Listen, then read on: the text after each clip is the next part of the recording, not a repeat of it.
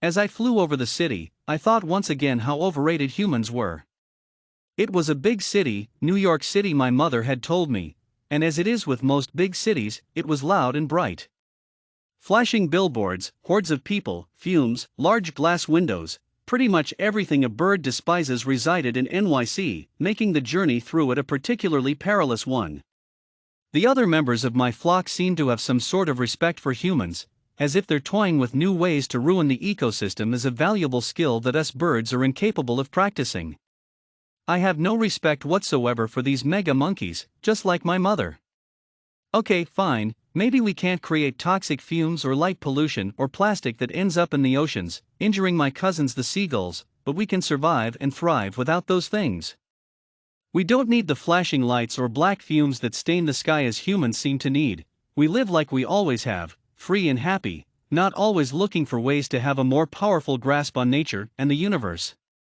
Snapped out of my thoughts by a familiar honk, I now focused my attention on the skies ahead. It was my turn to lead the group. The existing leader fell behind, and I took the place. Almost at once, the blasting winds hit me full on in the face. I could practically feel my beak freezing. The way us geese fly, it's easier to have one of us take the first hit of wind, and take turns rather than flying in a straight, solid line. We fly as one, making our journey less of a battle. At the moment, however, I felt singled out, like I always do when I'm in the lead. Flying up front is both thrilling and dreadful. Today I felt both, as I soared what seemed like miles away from the ground below, the fierce wind ruffling my feathers.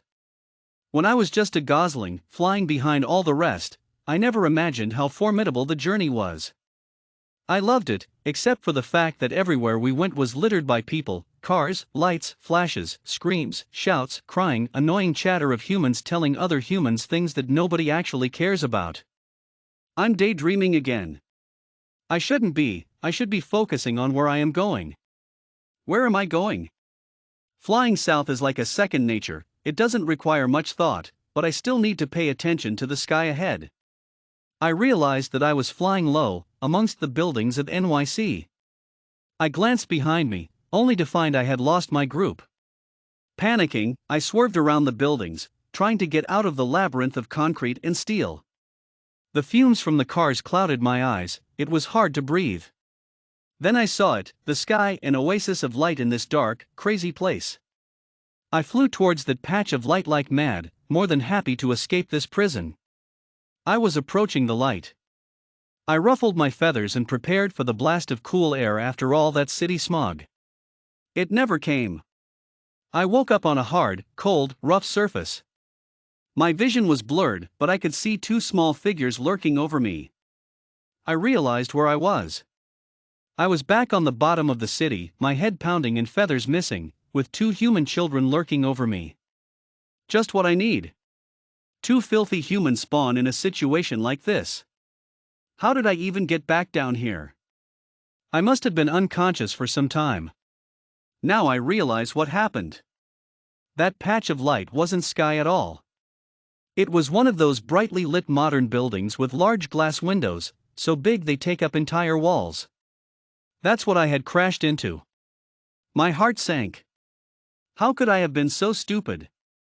What did I expect, a perfect escape route? I sighed, I would never get back to my group now. Oh no. The humans are picking me up. Maybe they're going to eat me. Is it Thanksgiving yet? It's getting close. Oh God, I'm going to pass out again if they don't put me down. They didn't put me down. I did pass out. I woke up in an infamous place, known to humans as the vet. I had never been here before, but my mother and my older sister had been, and they described it to me in painful detail. The white walls, much too bright for anything lights, the shining table, and the stinging smells. I'm so tired I don't even feel like being sarcastic. That's a first. The vet is talking to the human children, who are now accompanied by a full-size human. Minutes pass. Minutes feel like hours. I get poked and prodded, slipping in and out of consciousness. Eventually, the vet pulls out the biggest needle I have ever seen, and shoves it into me. It hurts. Like crazy.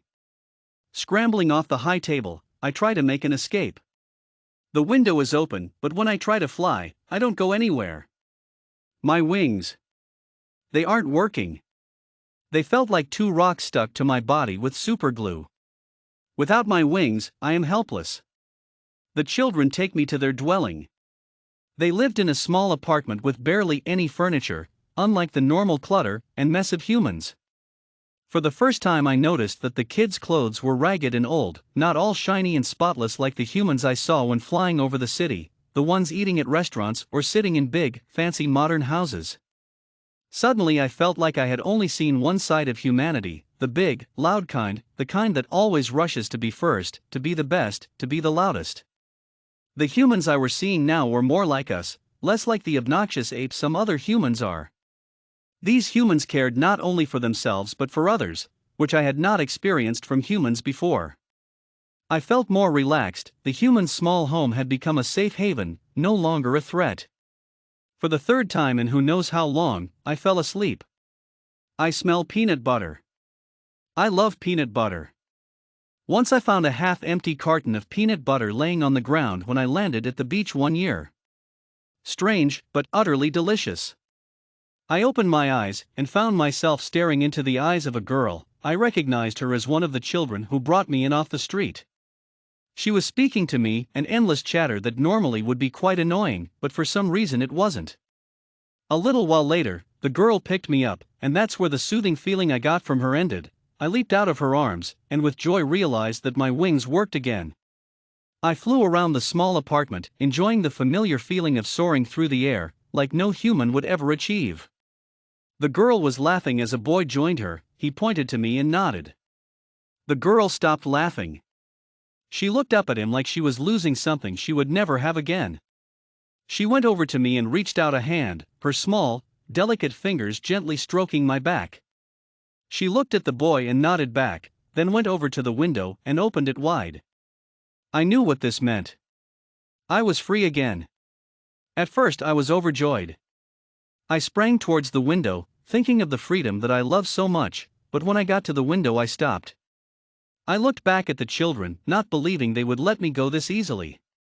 The girl was standing back at the boy's side, tears glistening on her face like crystals in sunlight. It was true, I was being released, but suddenly I knew what was missing, something my mind would not let me fly until I had done. Squatting down, I disposed last night's beetle dinner onto the windowsill. Then, with a farewell honk, I flew off into the bright blue sky. This was the spot. This is where all us geese spend the night. Maybe they are still waiting for me. I circled New York Harbor, looking for my flock. They weren't hard to miss, the array of whites and grays and browns dotting the small island in the middle of the river. Joyfully, I swooped down, almost forgetting that gravity still works, even when you are a bird. Nearly thudding to the ground, I stopped myself just in time, then lowered myself down, pretending nothing happened. I was here. I was back. I realized that the humans who found me had saved my life, and this brought a new wave of realization over me. Humans, they are a strange species, making new electronics and flashy lights that aren't at all necessary to survival of the world, but that doesn't mean they're bad. Us animals seem to think they are selfish creatures. In fact, most animals except those stupid dogs have had or have heard of bad things caused humans, but only the humans who don't give a feather about the goose of the world, not people like the ones who saved me. As I looked out over the city skyline, I thought for the first time about how underrated humans are.